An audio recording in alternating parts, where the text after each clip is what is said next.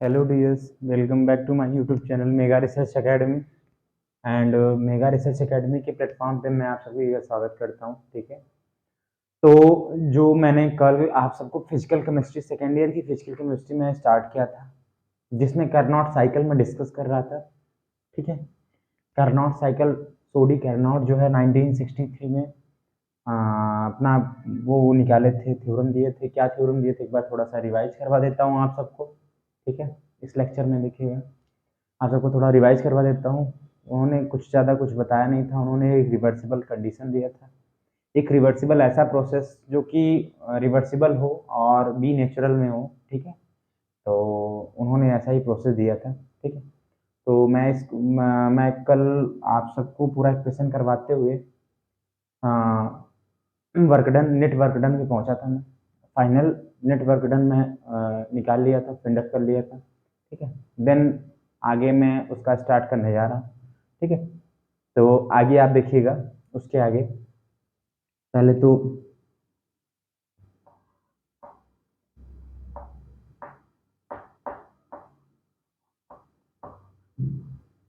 आप एक बार देखिए, एक बार नोट करते हुए चलिएगा साथ साथ में। मतलब मिटाने का थोड़ा प्रोसेस है यार, थोड़ा सा आप एक काम करिएगा, साथ साथ में ही चलिएगा, तो इससे आप सबको आसानी होगी जो है नोट डाउन भी करने में, और मेरे को आसानी होगी मिटाने में भी। ठीक है, तो जैसा कि आप समझिएगा। ठीक है, कल हम सब नेट वर्क डन जो निकाले थे। ठीक है, डब्लू नेट जो निकाले थे, RT2 ln V2/V1।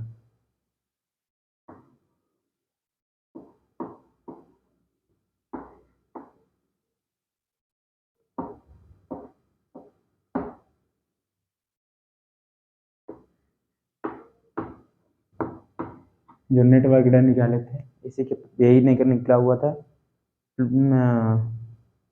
Plus RT1 ln V4/V3।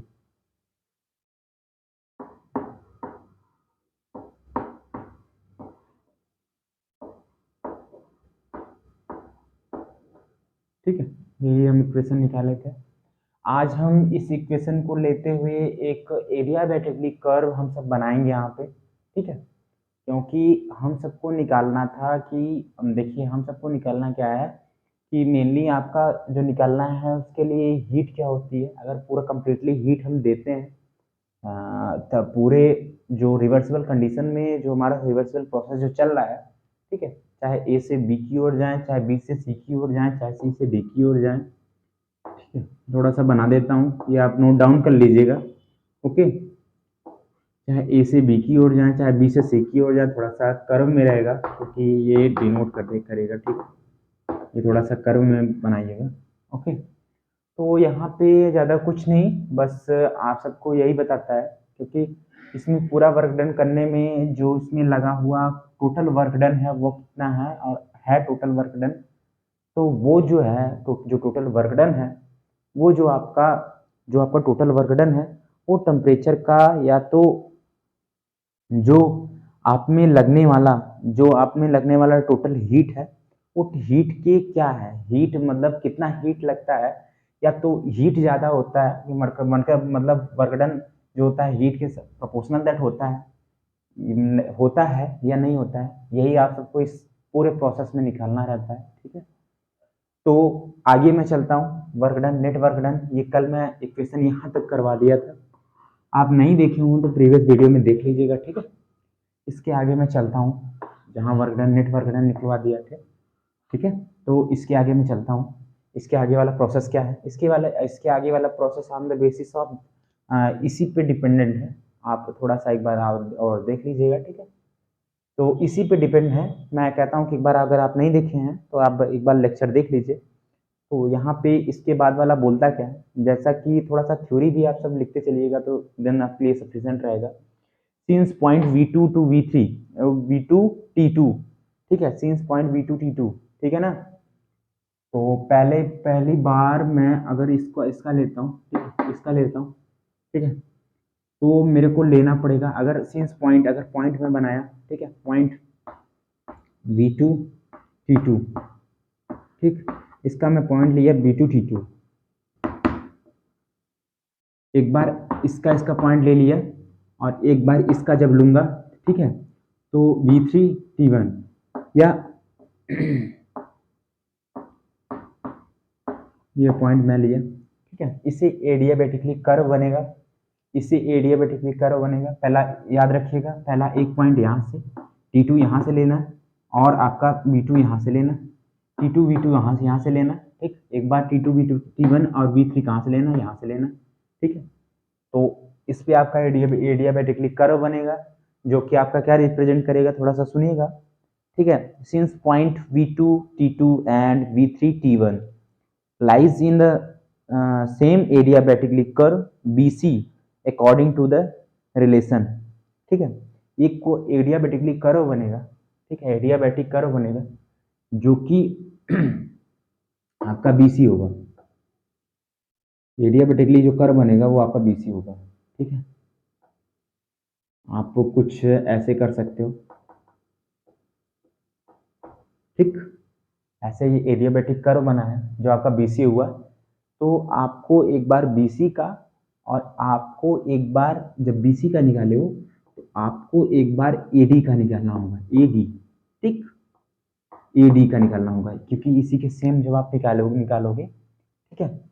तो इसके लिए कुछ फार्मूलाज हैं, ठीक है, उन्होंने फार्मूलाज को भी यहाँ पे फाइंड आउट किया था, ठीक है। तो वो फार्मूला TV/-1 TV/-1 जो लगा टाइम TV वॉल्यूम, ठीक है, y-1, ठीक। y-1 को कुछ ज़्यादा डिनोट ना करिएगा, यहाँ पे y-1 का जब कुछ ज़्यादा मतलब नहीं है, एडियाबैटिकली कर्व को रिप्रेजेंट करता है, अदरवाइज नॉट एनीथिंग, ठीक है। तो समझते हुए चलिएगा, ठीक है, क्योंकि समझेंगे तो बहुत ज़्यादा ही आसानी रहेगी आपको, ठीक है। मैं बगल हो कि आपको बता रहा हूँ कि थोड़ा सा एक बार नोट डाउन भी साथ में करते हुए चलिएगा। तो ये आपका फार्मूला लगेगा, ठीक है, रिलेशन जो है according to this relation,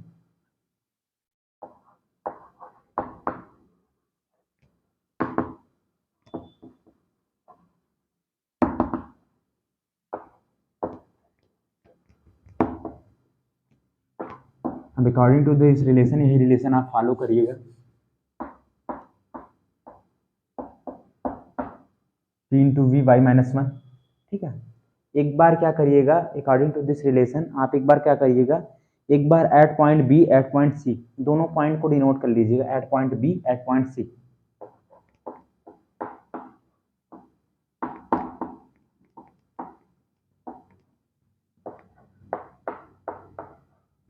eight point C, एक बार पॉइंट B से, एक बार पॉइंट C से, ठीक है, एक बार पॉइंट A से, एक बार पॉइंट D से, ठीक है। एडियाबैटिकली जो कर्व बना है, इसका कर्व मतलब इसका कर्व कहने का ये मतलब है कि इसका कर्व जो है एक कांस्टेंट वैल्यूम पे लेकर के हम सब ये डिफाइन करेंगे, ठीक है।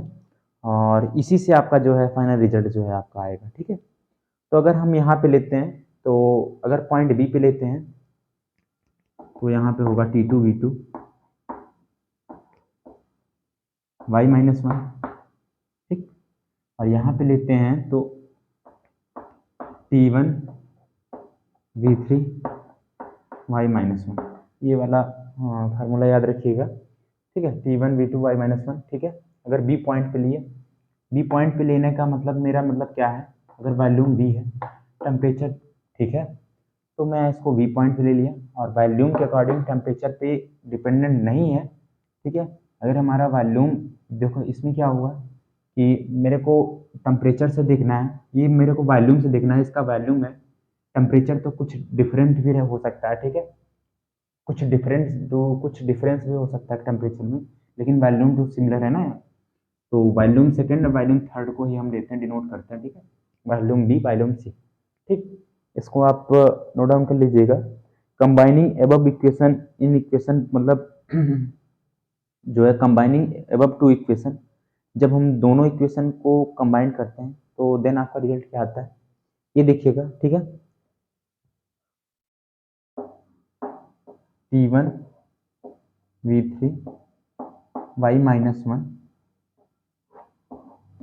प्लस T2 V2 y-1, इसको लेते हैं, कंबाइन करते हैं दोनों इक्वेशन को, ठीक।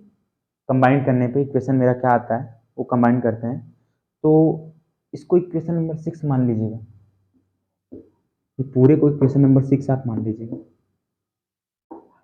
इक्वेशन नंबर 6, क्योंकि हर जगह इसका रोल है, ये आप याद रखिएगा, जितनी जगह आप इसको यूज करोगे हर जगह इसका रोल है, ठीक है। तो पहले ये, फिर देन आपका ये नेक्स्ट ये, ठीक, नेक्स्ट आपका ये, पहले ये फिर देन आपका नेक्स्ट ये, ठीक है।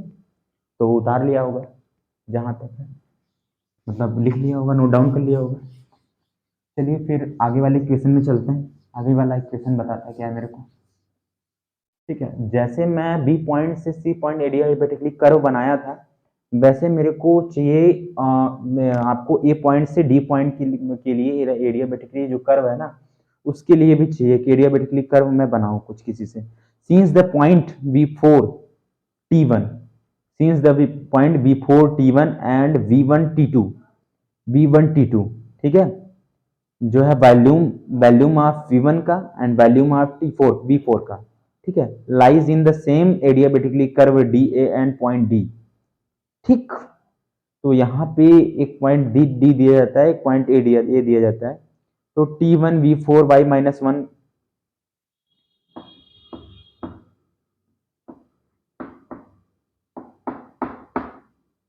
ये पॉइंट हो गया आपका D, ठीक। और T2 और T1 V4 y माइनस 1, ठीक है, T2 V1 y माइनस 1,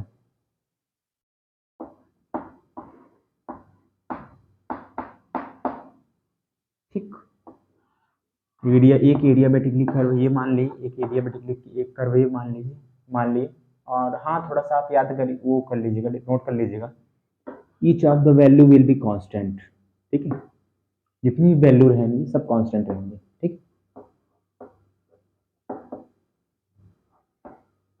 ये जितनी भी आपकी 1 2 3 4 चारों वैल्यूज आ रही है ना, ये सब आपकी होल ऑफ द कांस्टेंट रहेंगे, ठीक है, ठीक। ये दोनों ये डिनोट कर लीजिएगा, ठीक है। तो combining able equation in equation मतलब पूरे इक्वेशन को कंबाइन करने के लिए बात कर रहा है, ठीक है। ये दोनों इक्वेशन को कंबाइन करने की बात कर रहा है, equation number D, equation number A, ये दोनों इक्वेशन को कंबाइन करने को बोल रहा है,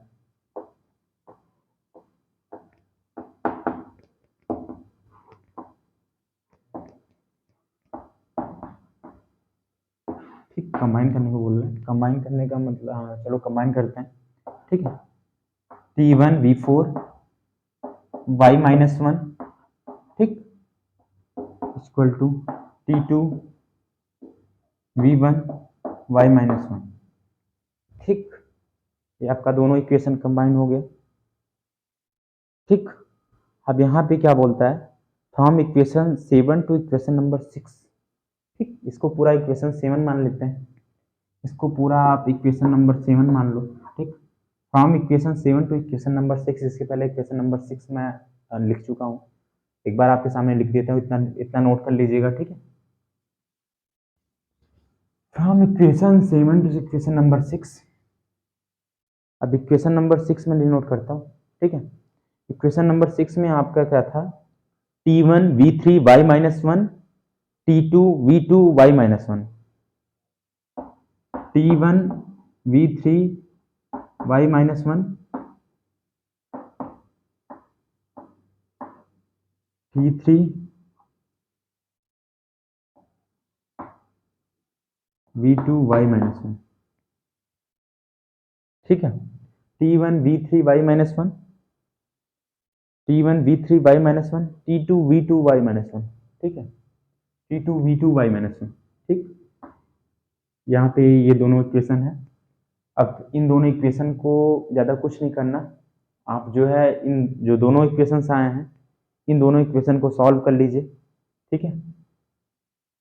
तो जब हम इन दोनों इक्वेशन को सॉल्व करते हैं, तो हमारा क्या करता है, क्या बचता है वो देखिएगा, इससे ये कैंसिल हो जाएगा, ठीक, इससे ये कैंसिल हो जाएगा, ठीक।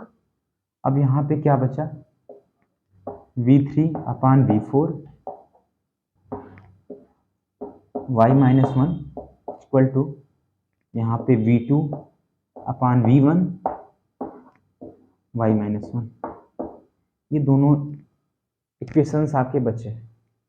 इक्वेशंस का बचने का मतलब ये है कि आपका जो एडियाबैटिकली कर्व में, ध्यान समझिएगा, यहाँ जो एडियाबैटिकली कर्व है, एडियाबैटिकली कर्व में कुछ होता नहीं है, मतलब यहाँ पे ये बताया है को कि जो एडियाबैटिकली कर्व है उसमें पॉइंट सी का एंड पॉइंट डी का जो भी वैल्यूम है वो देन सिमिलर है किसके, V2 एंड V1 के, point B and point A का। ठीक, यहाँ पे क्या बताया, ध्यान से सुनिएगा, यहाँ पे ये इक्वेशन हमको क्या बताया, इक्वेशन ये बता रहा है, मैंने पॉइंट कल ही लिया था, कल ही आपने देखा होगा, ठीक है, 4 पॉइंट मैंने ले लिया था, ठीक है, चारों पॉइंट को मिला दिया था, ठीक, ये मैंने पॉइंट ए बनाया था, ये पॉइंट बी बनाया था, ये पॉइंट सी बनाया था, ये पॉइंट डी बनाया था। इसमें क्या क्या बोल रहा है कि V3 V4 आपका पॉइंट V3, इसको मैं V3 बोला था, इसको V4 बोला था, तो जो V3 एंड V4 था इसका एडियाबैटिकली जो कर्व बना था, ठीक है ना, इसका एडियाबैटिक जो कर्व बना था, ठीक है, इसे ध्यान से समझिएगा, यहाँ पे तो मैंने बी से सी के लिए एडियाबैटिकली कर्व बनाया, ए से डी के लिए एडियाबैटिकली कर्व बनाया इसके आगे वाले इक्वेशन में, ठीक है। अब यहाँ पे ये बोल रहा है कि आपका जो डी से सी में जो जो जो डी और सी का वैल्यूम है ना, मतलब जो डी और सी वैल्यूम V4 एंड V3 का जो वैल्यूम है वो देन सिमिलर है ए एंड बी के, वो देन सिमिलर है ए एंड बी के, ठीक है, ए एंड बी के, ठीक है, ए एंड बी के, ठीक है, तो ये देन सिमिलर है ए एंड बी के। बस यही ज़्यादा कुछ इसमें इस इक्वेशन में इतने में डिनोट किया गया है, ठीक है, इसको बताया गया है। अब putting the value V4 V3 in equation number 5, अगर कल इक्वेशन लगाए हैं तो इक्वेशन नंबर 5 को एक बार देखिए उठा के, वहाँ पे उठा के देखिए अपना जो बनाए हो नोट्स वगैरह उसमें देखिए, आप इसको नोट डाउन कर लीजिए, ठीक है। तो चलते हैं फिर आगे। अब कुछ नहीं बोलता, बस मेरे को बोलता क्या है, ध्यान से समझिएगा। अब putting the value of V4 V3 in equation number, putting the value of V4 V3 in equation number 5,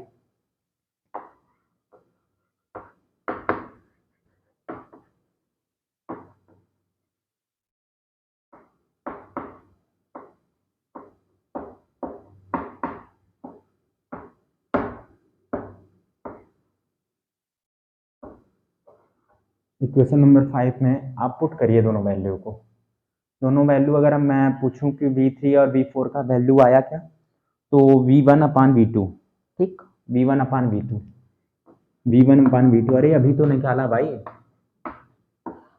ठीक, ये आया आपका वैल्यू, ठीक है, इसे मैं मिटा देता हूँ, ठीक। अब समझिएगा, अब जो कल वाला इक्वेशन था work done, net work done निकालने का, तो आपका आया क्या था, RT2 ln V2/V1, RT1 ln V1/V2, ठीक है, V1/V2 जो वर्क डन नेट था,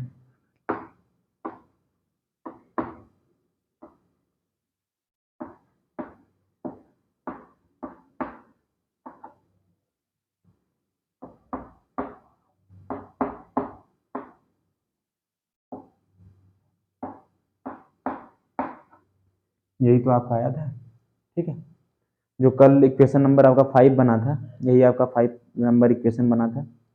अब मैं करता क्या हूँ इक्वेशन नंबर 5 को लेकर के, सॉरी, इक्वेशन V4/V3 रहेगा यहाँ पे, V4/V3 अगर इक्वेशन नंबर 5 में देखेंगे तो V4/V3, ठीक है।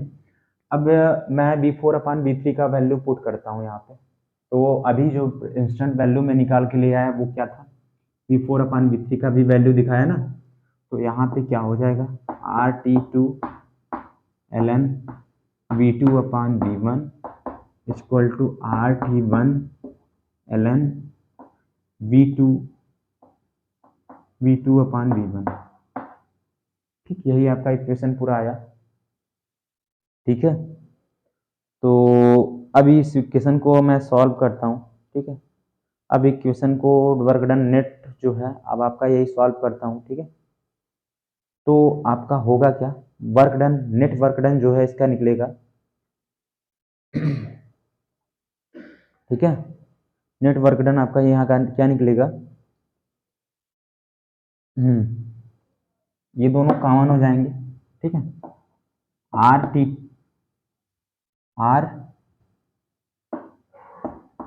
टू माइनस T1, ये दोनों आपके कॉमन हो जाएंगे, ln V2 अपॉन V1।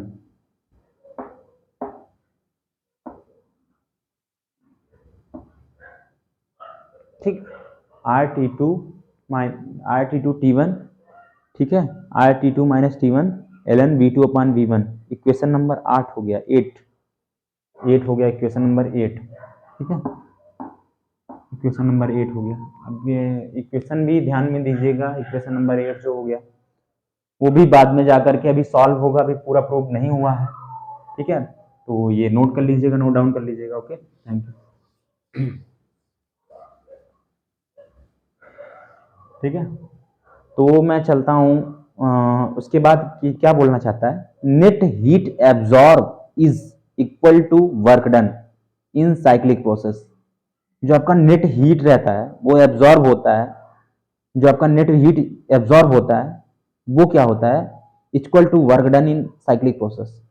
जितना आपका वर्क डन है इन साइक्लिक प्रोसेस में, ठीक है, वो जितना हीट एब्जॉर्ब करता है उसके मतलब जितना हीट एब्जॉर्ब करेगा उतना ही वर्क डन कंप्लीट होगा, ठीक है, इन द साइक्लिक प्रोसेस।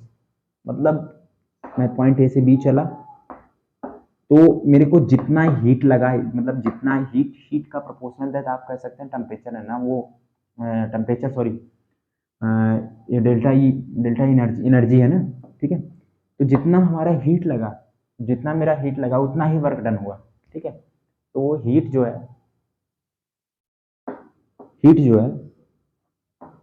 ठीक है, प्रोपोर्शनल दैट वर्क डन, यहाँ पे यही बोल रहा है, थोड़ा सा लिख लीजिएगा इसके बारे में, ठीक है, लिख लीजिएगा इसको, ठीक है।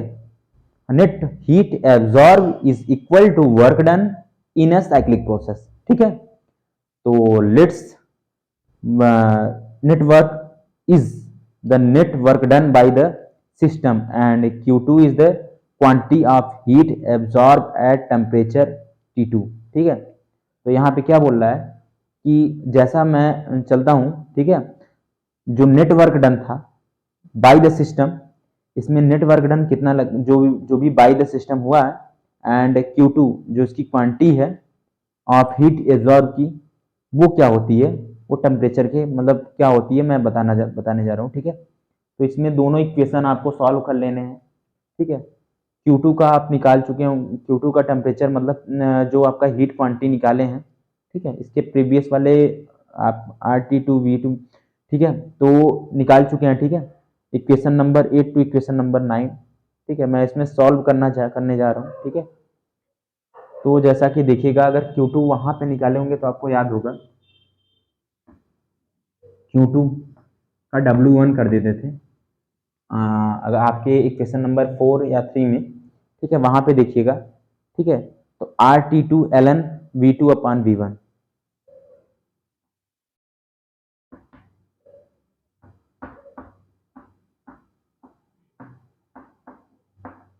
ये इक्वेशन वहां पे निकलता था, तो इसका मैं मान लेता था work done, net work done मान लेता था, लेकिन इसको आप मिटा दीजिए, ठीक है।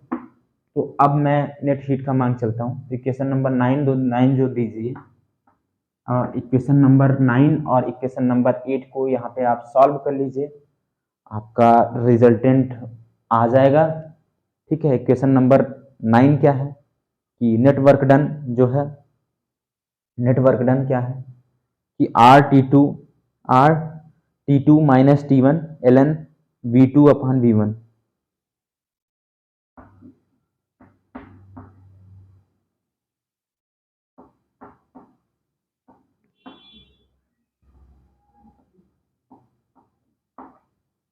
ठीक है। RT2 upon T2 minus T1, RT2 minus T1, ठीक है, ln V2 अपॉन V1, ठीक है। तो यहाँ इस ln से अगर आप इसको सॉल्व करते हैं, प्रूव करते हैं, ठीक है, ये इक्वेशन नंबर 8 हो गया आपका, ठीक है। इक्वेशन नंबर 8 से इक्वेशन नंबर 9 को जब हम सॉल्व करते हैं तो हमारा क्या होता है, R से R कैंसिल, V2 ln से V2 ln कैंसिल, यहाँ पे क्या बचता है T2 sorry T2 minus T1 अपान T2 माइनस T1 अपान T2। यहाँ पे ये आपका इक्वेशन बचता है, ठीक है। T2 माइनस T1 अपान T2, ठीक है। तो आपका नेट वर्क डन जो है Q2 इस Q2 1 माइनस T1 अपान T2, ठीक है। 1 minus T1 upon T2।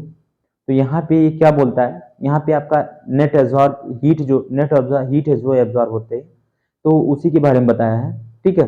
It follows that जो आपका वर्क डन नेट लगेगा, वो जो आपका नेट वर्क डन होगा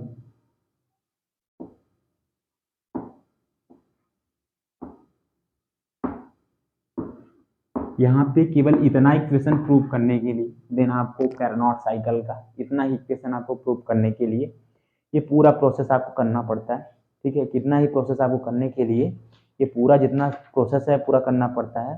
इसका मतलब ये है कि work done is less than heat absorb, ठीक है। जो वर्क डन है is less than heat absorb. जो पूरा प्रोसेस हो रहा है, पूरा रिवर्सिबल कंडीशन में प्रोसेस हो रहा है, उसका जो वर्क डन है, जितना उसमें काम किया गया वो छोटा है हीट एब्जॉर्ब से, ठीक है। Less than heat absorb. जितना हीट एब्जॉर्ब होता है, जितना मतलब हीट एब्जॉर्ब होता है, ठीक है ना। हीट किसी को मतलब अगर हम चलते हैं, ठीक है, तो मैं आपको बताता हूँ। जैसे मैं चल रहा हूँ या तो कोई फंक्शन कर रहा हूँ, तो मेरे को कुछ ना कुछ एनर्जी की रिक्वायरमेंट होगी, या एनर्जी की रिक्वायरमेंट होगी, तो कुछ ना कुछ मेरा पर्टिकुलर टेम्परेचर उस वक्त देन जब हम वॉक करेंगे तो देन हमारा कुछ एक पर्टिकुलर टेम्परेचर हो जाएगा।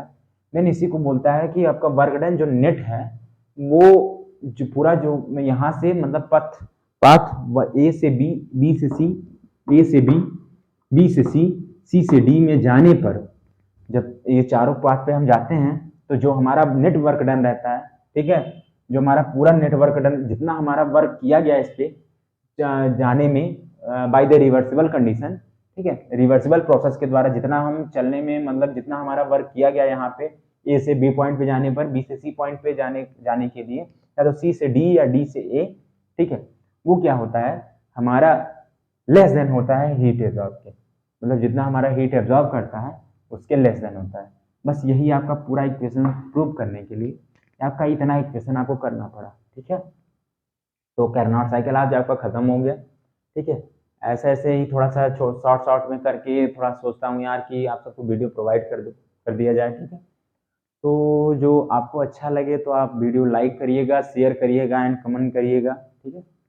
और हाँ यार, कमेंट जरूर कर दीजिएगा, थोड़ा सा मोटिवेशन मिलता है। या तो लाइक कर दीजिएगा, कुछ भी करिएगा, लेकिन एक आध दो चीज़ कर दीजिएगा, ठीक है। वीडियो थोड़ा कल का लॉन्ग हो गया था, इसलिए थोड़ा सा देखा गया कि आप सब देखते थोड़ा सा आधे पे देखते हैं, आधे पे पॉज करके या तो 2x करके आप सब भगा भगा के देख लेते हैं, ठीक है। तो देखिएगा आप सबको, जब आप सबकी जैसी इच्छा, लेकिन बस नोट डाउन करते जाइएगा एक रो से, ठीक है। कुछ सिमिलरिटीज नहीं रही मेरे रो में इसमें बताने में, मतलब ये नहीं रहा कि आप सबको एक रो वाइज रो ले चला जाए, ठीक है। आप सबको मेन यहाँ पे फंडा ये रखा गया कि आप सबको समझाने का प्रोसेस क्या है, ठीक है। इसमें इतना ही प्रोसेस लगता है, ठीक है। आप सब एक बार रिवाइज कर लीजिएगा और देखिएगा, अगर ठीक लगे वीडियो तो आप सब लाइक करिएगा, शेयर करिएगा, सब्सक्राइब करिएगा। मतलब यही अपनी आशा है, ठीक है। Thank you for watching this video. Okay, thank you.